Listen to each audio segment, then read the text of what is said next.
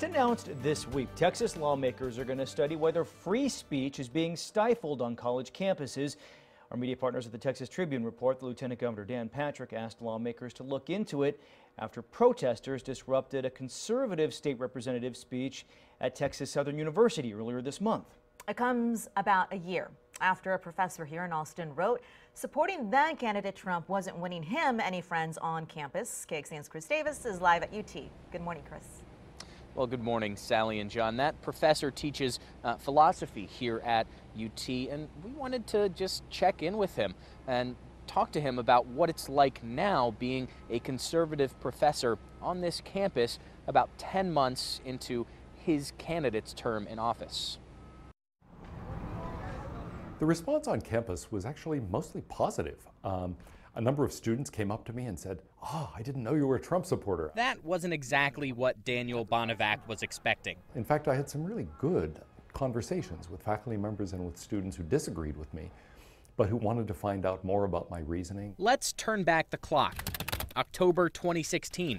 Bonavac wrote this op-ed, what it's like to be a college professor who supports Donald Trump. There were not many academics who were pro-Trump at the time, and certainly not many who had gone public. On college campuses that had swung left in the last 20 years, he wrote, some colleagues feared for their careers if they publicly supported Trump.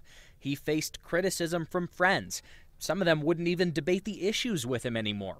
People weren't listening to each other, he says. But I see that settling down now into more honest discussions and debates about various issues. It's getting better, but there's still a big gap to bridge, he says, and the truth is often somewhere in that gap. There's a kind of overconfidence, you might say, in our discourse. Everybody thinks they have the answer. His prescription, less certainty. I think the most important thing is to listen, to start realizing that people have reasons for holding the views that they do.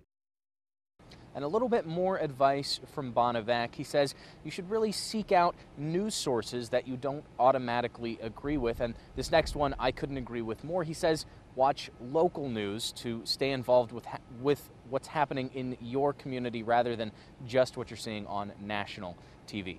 We'll send it back to you guys. Okay, Chris, thank you. There is a new survey released this week that shows the political shift in America. Yeah, here's what it looked like in 2004. Now, to explain what's going on here, on the left, they surveyed people, and the people on the left said they were consistently liberal. People on the right there said they were consistently conservative, and then there was some overlap you see there. Well, take a look at what this now looks like in 2017. The parties have moved farther and farther apart, and that straight line you see going down there, those are the median Democrat, median Republican, and they have moved farther apart as well.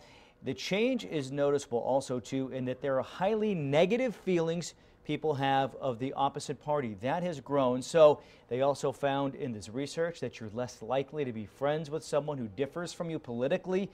And the partisan divide, they now find, dwarfs other differences like race, religion, and education.